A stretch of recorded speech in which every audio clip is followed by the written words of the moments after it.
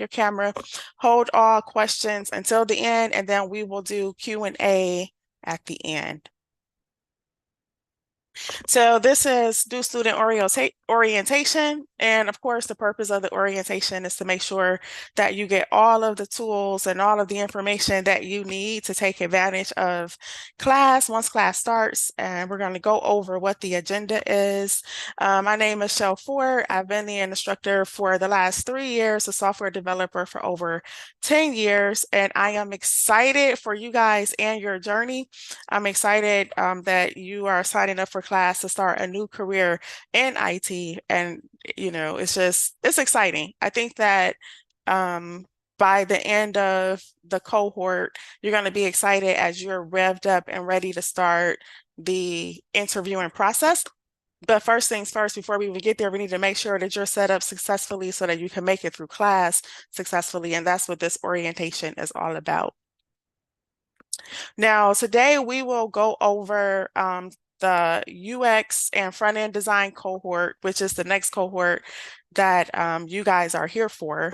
Cohort dates, you know, the start dates, the end dates, the class schedule, the 90-10 class structure and what that actually means, attendance and certification requirements, hardware and software requirements. That's actually going to be you know, like what type of computer you need to make it through class to complete all of the assignments and the software that you're going to need to install, funding and enrollment, and onboarding.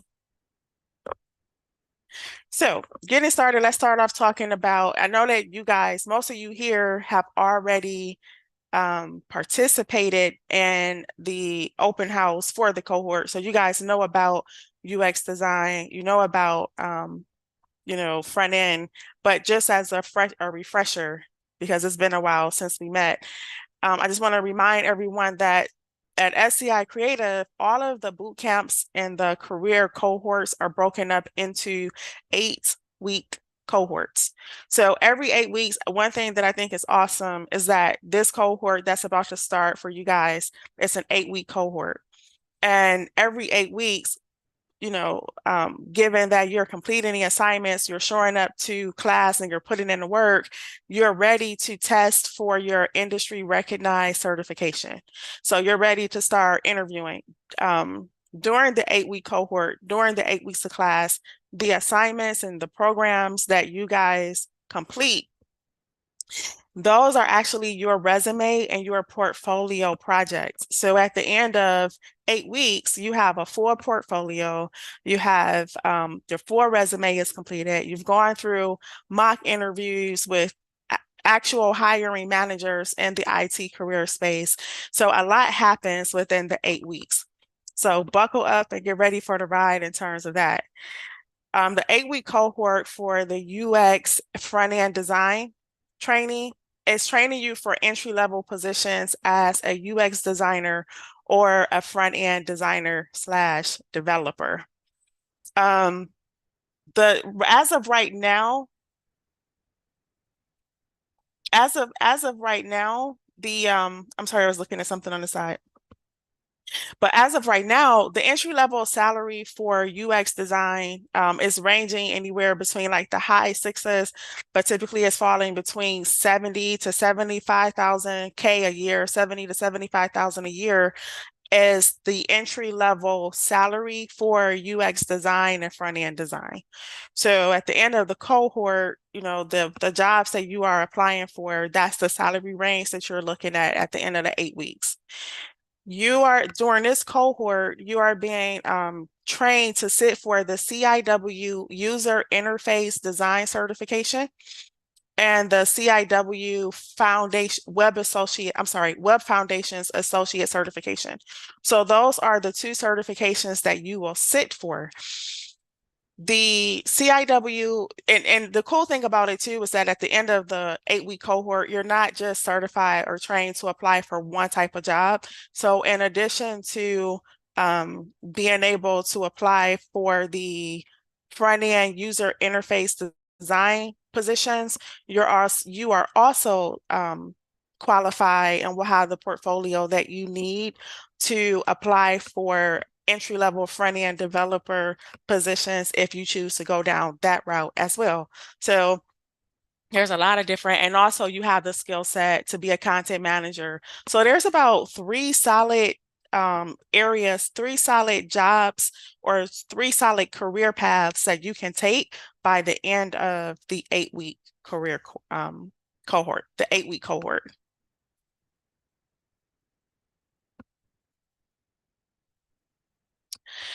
Um, So like I said before, everything that we offer here at the school, whether it's UX design, front end development, mobile app development, full stack development, everything is broken up into 8-week sprints. And I think that's what makes our curriculum unique. And that's what gives us a competitive edge.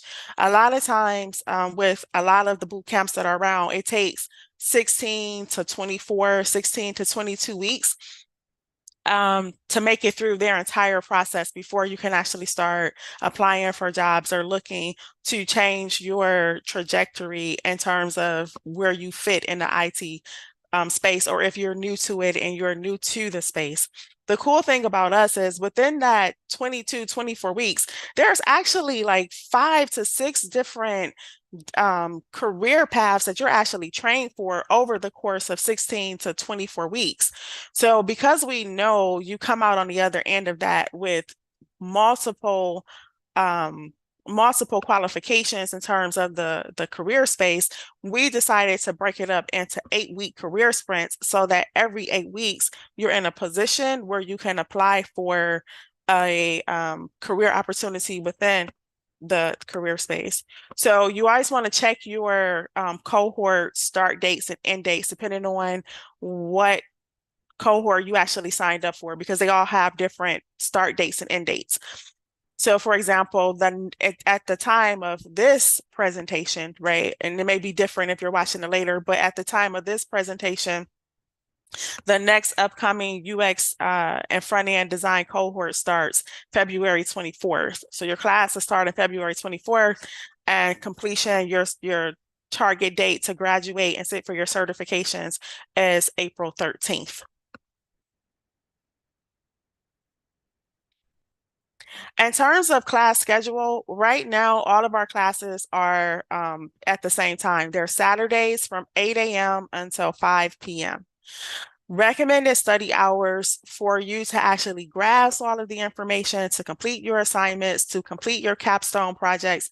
It's recommended that you dedicate at least 15 to 20 hours per week in studying the material and practicing and completing the assignments.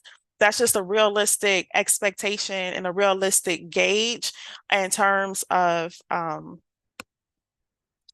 what it's going to take in order for you to successfully be ready for the career space. So classes are 8 a.m. to 5 p.m. and on Saturdays. And like I said, at minimum, I believe that you guys should commit to 15 to 20 hours a week of study time and preparing. So let's talk about participation and attendance requirements. So in terms of participation and attendance requirements, you must be present for class. Like the class is taught via Zoom, but you still have to be present. So you must be present, stationary with your camera on. You have to be present for at least 6 out of the 8 classes, unless special or pre-approved circumstances permit. So whoever your instructor is, some of you guys are going to have me, if you're signing up for the UX design, the front-end development cohort, I'm your instructor for that, right? But if for some reason you need special accommodations, you need to speak with your instructor to see if they get approved. But I'm telling you, it's not very likely that many things are going to be approved. A lot of times it just may be recommended that you wait until a later cohort if you cannot commit to attending at least 6 of the 8 classes. Because remember, it's an 8-week sprint, right? So you need to be present most of the classes. So 2 absences are allowed, but that's the max. Must participate in class, meaning that the classes the way that we teach at SCI Creative is very interactive. So right now during this presentation, you're just listening to me, right? And you're waiting until the end. That's not the way class goes. Class is very interactive, it's very back and forth. Your camera is on, we're engaging with each other. And also it just provides for a better experience and it just helps you succeed more. In order to successfully graduate from the program and receive the certificate of completion, it requires at least 90% successful completion of all homework assignments. Like you have to actually do the work. 100% successful completion of the capstone projects. Like there's no leeway in completing the capstone projects. You guys have 3 capstone projects, 3 or 4, depending on what cohort you sign up for.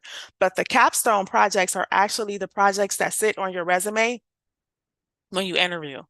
So just making sure that everything checks and balances, we just want to make sure that who we are presenting to the marketplace, that you're actually ready. And in order for you to actually be ready, that means that you're showing up for class. That means you're participating. That means that you have successfully completed the work. And that means that your resume is solid. So it's really just making sure that that your resume is solid. It's really just making sure that you really have a solid. We want to feel it's important that we know that you have a solid grasp of the information and of the content and that you're actually ready for the career space before we push you out. And we're not gonna stamp that you're ready if all of your capstone projects are not completed and you haven't completed at least 90% of the homework assignments and showed up for the majority of classes. So it's very important that you take note of that and just know that that's a serious requirement. Getting ready for class. Woo, what you actually need, how you need to gear up between now and your first day of class. So let's talk about the hardware and software requirements. Hardware requirements, what type of laptop or computer what type of laptop or desktop that you need? Phones and tablets are not, and I say not with an capital N-O-T, right? Laptops and desktops, I'm sorry, phones and tablets are not conducive for class. You have to have a laptop or a desktop in order to successfully complete class. It's mandatory. It's mandatory. There's no way you're going to be able to complete the projects in terms of development and what's required of you. And design and UX design and UX development, that's not something you can just do on a phone or a tablet. You're going to need a laptop or a desktop. Now, if you already have a laptop or a desktop and you're wondering if your laptop or desktop is going to be what's necessary, or if you're in a position where you need to shop for a laptop or desktop, these are the requirements, okay? You need a minimum, it's highly recommended that you have a minimum of 16 gig of RAM. So the RAM, when you're shopping for a PC, a laptop, a MacBook, whatever it is, the RAM has a lot to do with how many applications you can open at one time, how fast everything is moving for you, whether or not your computer is constantly crashing or is running smoothly. 16 gig is the minimum requirement. Now, if you already have a laptop or a PC and you're wondering, like, do I really need to buy another one? Take it somewhere if you don't know how or check the settings. It cannot be below 8 gig of RAM. Like, I'm talking bare minimum. And if you're at 8 gigabytes of RAM for whatever laptop or computer that you use, you're going to run into a lot of issues in terms of your computer freezing up on you all the time, things moving extremely slow. So at minimum, you guys need to come in at least 16 gigabytes of RAM. That's highly recommended.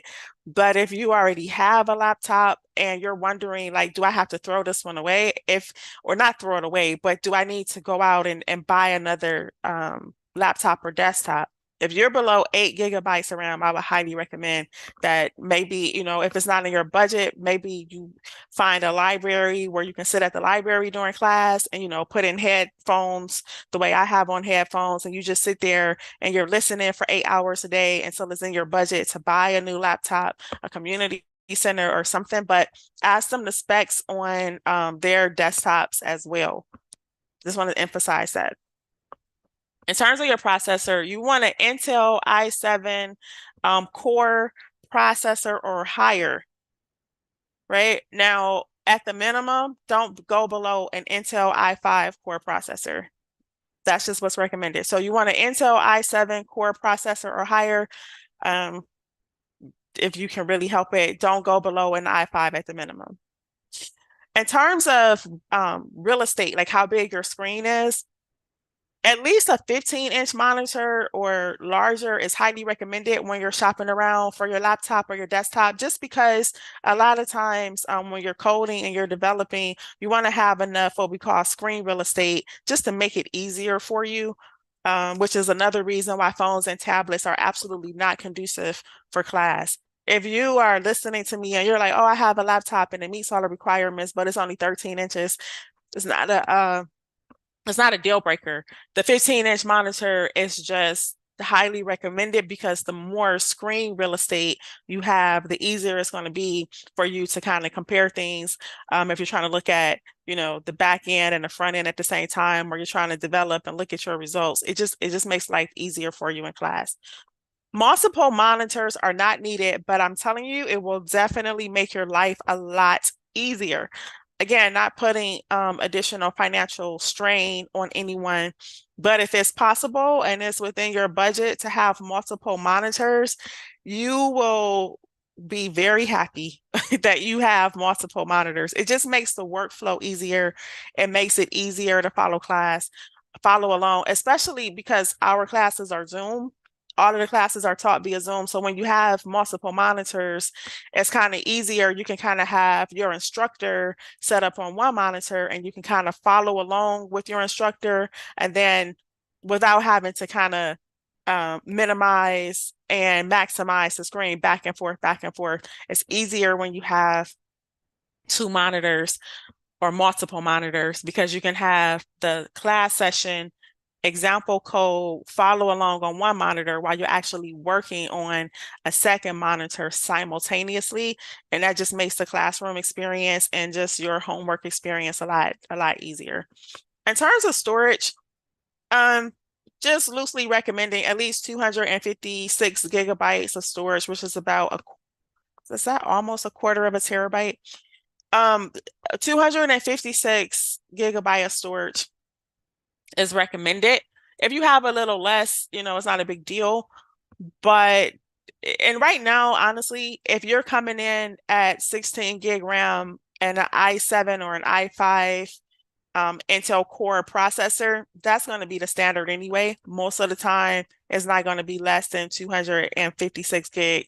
I have seen where sometimes it may be around, I can't remember, it's like 125, 160, 50, somewhere around there in terms of gigabyte storage. That's okay. And like I said, if you're listening and you already have a laptop that's meeting the minimum requirements in terms of your RAM and the processor, and you're like, you can buy external storage, right? So, or even if the budget, let's say you look at a laptop or a desktop and you're looking at it and you see that, okay, everything checks off. I have enough RAM. It's a Intel Core i7 processor. I like the size of the monitor, and it may be like right within your budget, but then you're looking at it and you're like, oh, but it only has 100 gigabytes of storage. That's fine. You can still get that. You can just add external storage if you need to. Make sure your laptop or desktop has at least 2 USB ports. Make sure your laptop or desktop has at least 2 USB ports. You want to make sure that you have at least one HDMI port. The HDMI port is how you're going to attach your external monitors or your extra monitors. So you need, at least one HDMI port. Make sure your laptop has a headphone port, like I have on headphones. Now, it's not necessarily I would say make sure it has a head, because if you're in a noisy environment, or say, for example, if you have kids in the other room or you're trying to participate in class and you need to zone in, headphones help. It's an optional accessory, but a lot of times, depending on how the day is fluctuating, it helps. And of course you need, well, it's not needed, but if you recommend it, it's optional, headphones with a mic. And these are like kind of old school. They don't have to be this big and clunky. Most headphones automatically have a microphone built in. Like even your everyone, I think almost, well, not every, well, almost everyone has like ear pods or some type of earbuds that they put in. And as long as they have a microphone, they work. Like if you can have a phone conversation with whatever ear pods or earbuds you have, then they're going to work fine when we're in class for the Zoom session. In terms of software requirements, like what type of software do you need installed on your laptop or PC?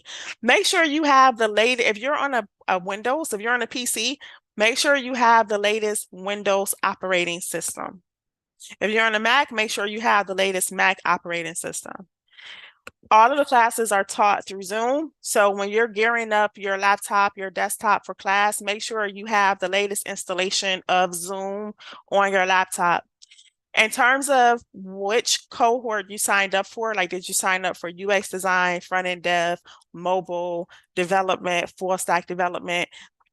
The industry specific software is different depending on which cohort you're in.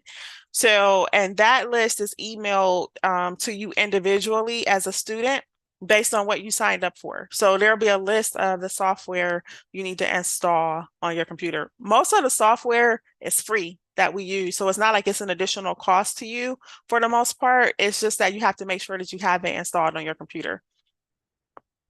Also, a thing to note is that a lot of times the cohort specific software is installed during class with the assistance of your instructor, because a lot of times the specifications and the settings of the software need to be a certain way. So a lot of times you're going to install the software with your instructor during like the first week of class. But and anything that you're not going to install with your instructor, it comes with your onboarding email as a new student, which we're going to talk about in the next upcoming slide. Certification exam. Let's dive deeper into that.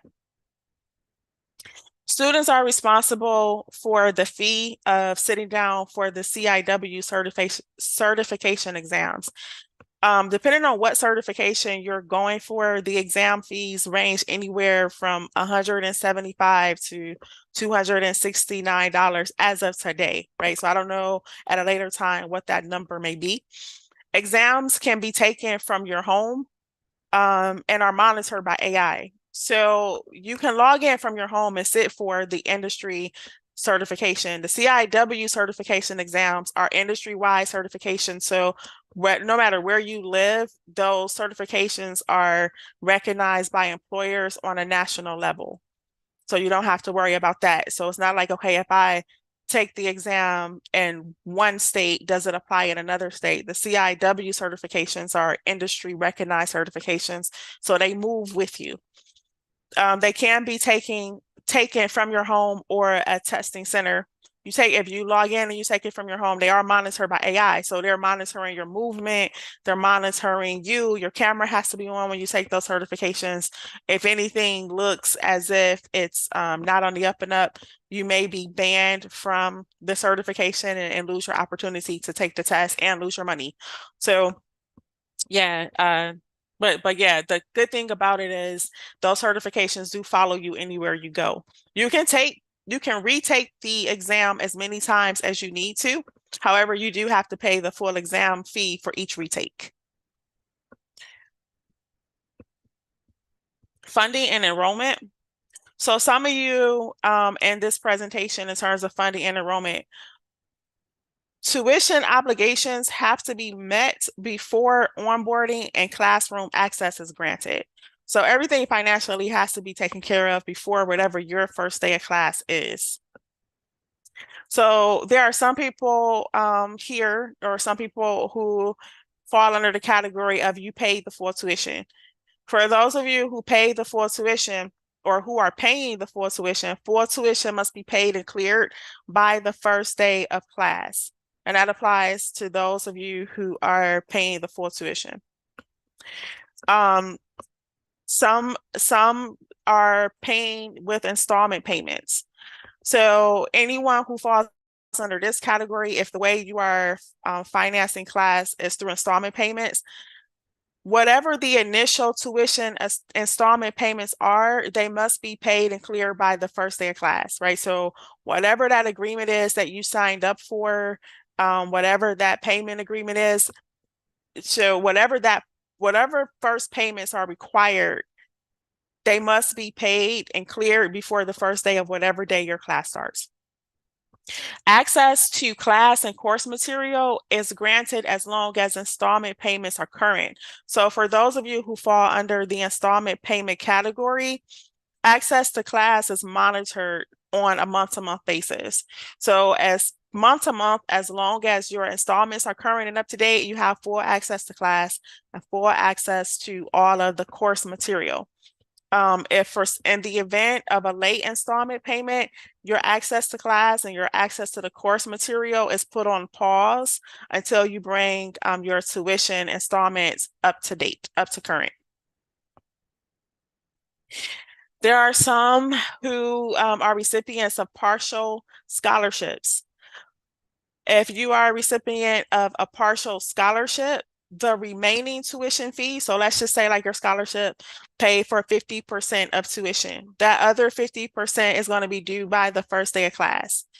If you signed up for an agreement where the other 50% of installment, I'm sorry, if you signed up for an agreement where you're paying the 50% that you're responsible for through installment, the same rules apply as I stated previously, right? So you'll have access to class and all of the course material as long as your installment payments are up to date.